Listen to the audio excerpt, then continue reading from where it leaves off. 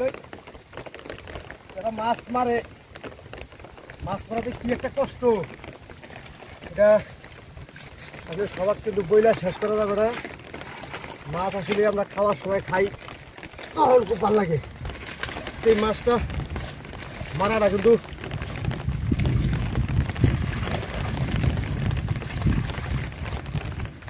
দেখি আল্লাহ রেজিকে কি রাখছে। দর্শক সবাই একটু ধৈর্য ধরে সাথে থাকবেন। আসলে এগুলো তো